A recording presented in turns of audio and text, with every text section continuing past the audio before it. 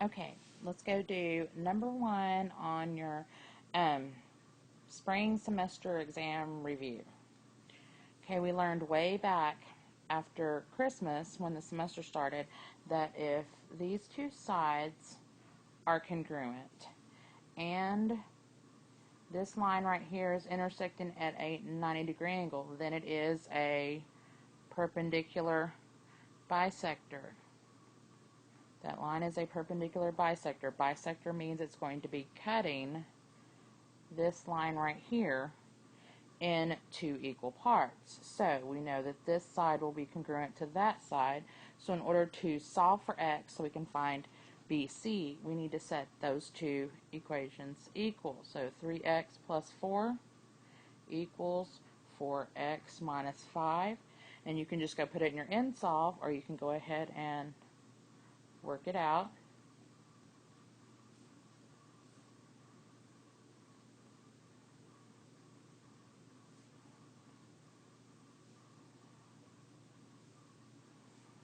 So x is going to equal 9. And that didn't answer the question it asked us. It asked us to find BC.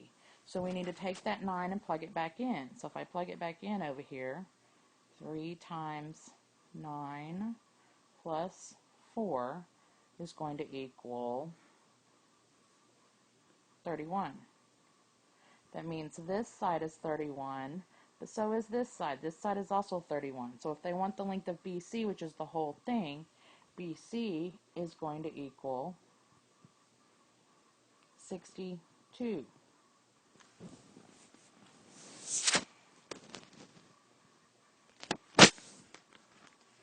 Okay, let's look at the next one.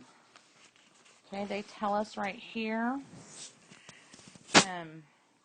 when you go and read it, it says right here that GH is the mid-segment of triangle ABC.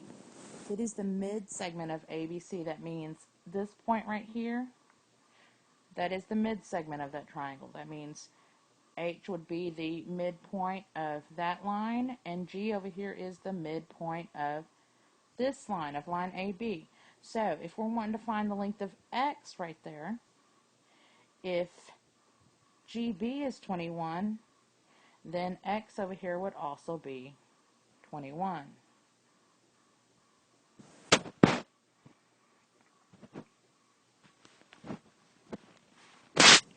Okay, next one. List the sides of triangle ABC, sides from shortest to longest. Okay, remember, sides are with, we name them with 2 letters.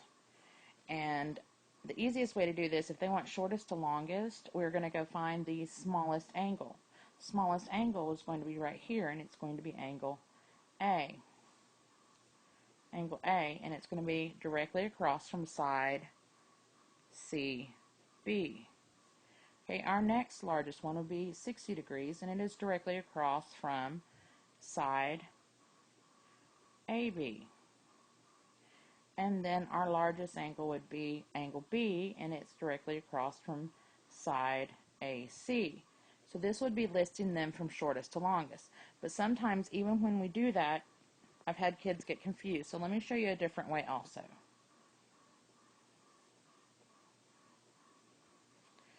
Okay, if you want to go and do this a different way, another way to think about it is still doing shortest to longest. So you still want to go and find the smallest angle.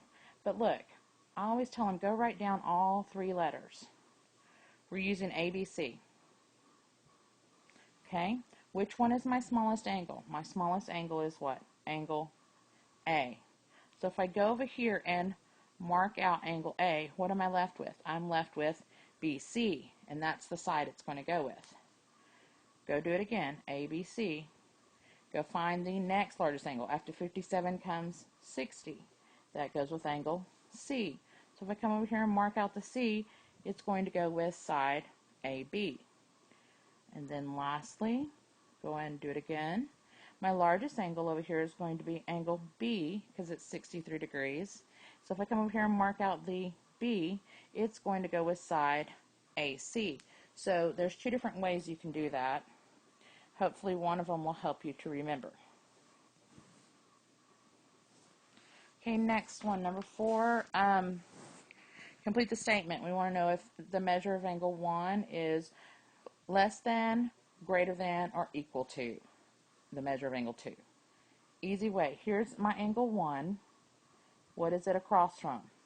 An 18. My angle 2, and it is across from a 19. So just go write those underneath your numbers. What is angle 1? Angle 1 is 18. What is angle 2? It is 19. Which one of those is bigger? The 19 is bigger, so my bigger opening needs to be facing the 19. So the measure of angle 1 is less than the measure of angle 2. Number 5, find the sum of the measures of the interior angles of the given figure. Okay, first we have to go, let's count how many sides we have. 1, 2, 3, 4, 5, 6. Six-sided shape, so it is a hexagon. We had a formula that we used. It was n minus 2 times 180 to get our sum of our interior angles. N represents the number of sides. So if we go in and do this, there was 6 sides, so 6 minus 2 times 180, that is 4 times 180. So our total degrees in that shape would be 720 degrees. Okay, number 6, we start talking about parallelograms. They ask us to find the value of x and y in the parallelogram. Well, one of the things you should remember about parallelograms is that opposite sides are congruent. In other words, this side and this side are equal, and this side and this side are equal. So if we're going to go solve for x first, we're going to set those two equal. X minus 2 equals 24. So if we go and add the 2 to both sides, we're going to get x is equal to 26 for one of our answers. And for the other one, it makes it easy. Y is equal to what? 11. So y equals 11.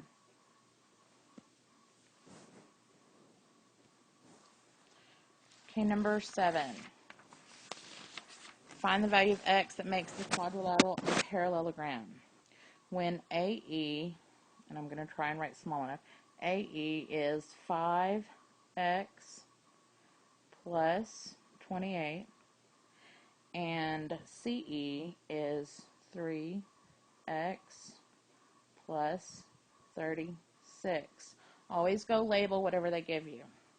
Okay, what do we know about some of our parallelogram rules? We know that our diagonals bisect each other. If they bisect each other, they've already marked that those two are congruent. We need to also mark that these two would be congruent. And if those two are congruent, then all we have to do is go and set them equal.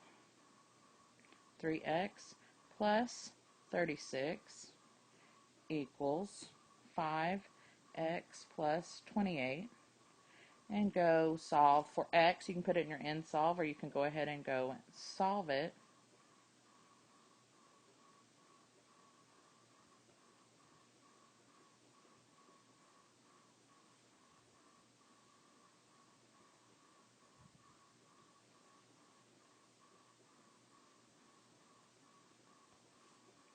Go and divide. X is going to equal 4. And that's our answer. They just asked what value of x. We didn't have to plug it in or anything. So x equals 4. Number 8. Number 8 says find the measure of the numbered angles in rhombus QRS. Rhombus is our key word. What do we know about a rhombus? We know that all sides are equal on a rhombus.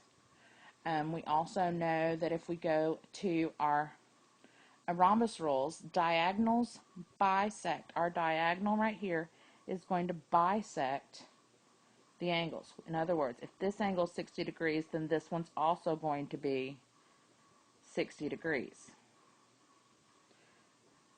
Okay, another rule that we have is that from parallelogram, opposite angles are congruent. So if this one's 60 and this one's 60, then over here this one has to be 60, which means this one is 60.